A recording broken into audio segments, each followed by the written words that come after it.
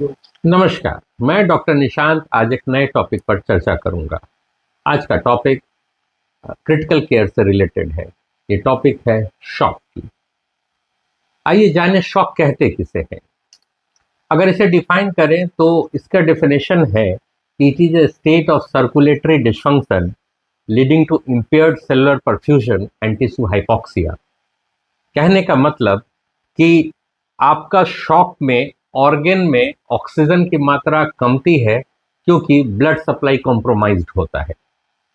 तो हम जाने कि शॉक के फीचर्स क्या हैं, इसके स्टेजेस क्या हैं और टाइप्स क्या हैं और मैनेजमेंट क्या है। तो आज हम बात करेंगे कि स्टेजेस ऑफ शॉक की। तो स्टेजेस मेनली तीन होते हैं, एक कंपनसेटेड, दूसरा अनकंपनसेटेड और तीसरा इरिवर्सिबल। अगर इरिवर्सिबल शॉक में गया तो बचाना मुश्किल होता है। आपको अर्ली आइडेंटिफाई करना है शॉक को, ताकि हम पेशेंट को मौत के मुंह से वापस ले आ सकें। तो आइए हम जाने कि अनकंपनसेटेड और कंपनसेटेड शॉक के क्या फीचर्स हैं। कंपनसेटेड शॉक को आपको अर्ली आइडेंटिफाई करना है। कंपनसेटेड शॉक में हृदय गति बढ़ी हुई रहेगी, रेस्पिरेशन नॉर्मल या बढ़ा हुआ रहेगा, ब्लड प्रेशर नॉर्मल भी रह सकता है, घटना शुरू होगा, कैपिलरी रिफिलिंग टाइम बढ़ा हुआ आएगा और यूरिन आउटपुट कमेगा।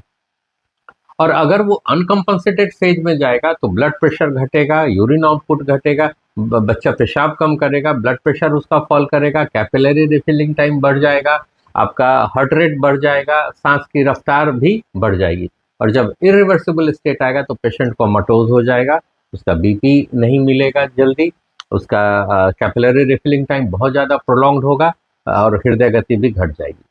तो आइए आज हम जानें कि इसके टाइप्स क्या होते हैं। तो कॉमन टाइप होते हैं हाइपोवॉलेमिक शॉक, इसके अलावा आपका डिस्ट्रीब्यूटिव शॉक, इसके अलावा आपका कार्डियोजेनिक शॉक, इसके अलावा आपका ऑब्स्ट्रक्टिव शॉक और इसके अलावा डिसोसिएटिव शॉक। सबसे कॉमन शॉक होता है हाइपोवॉलेमिक शॉक।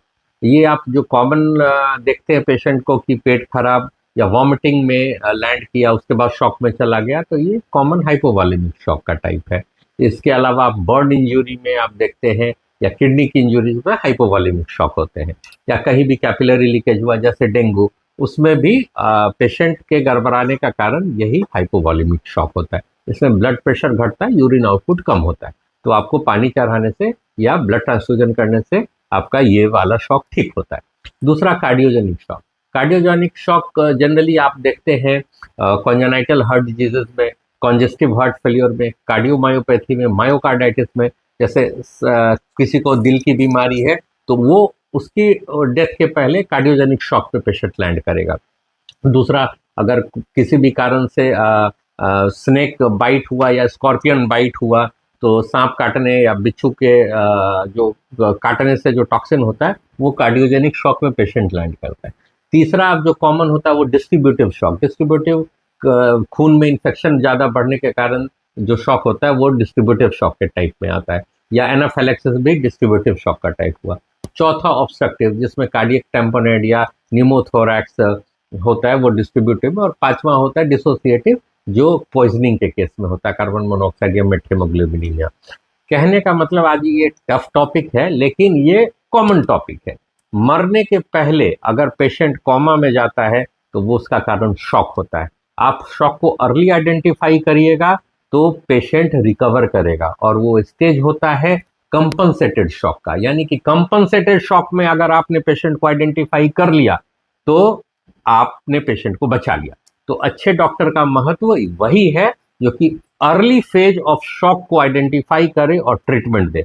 तो अर्ली फेज को, कंपनसेटेड शॉक को हम कैसे आइडेंटिफाई करेंगे?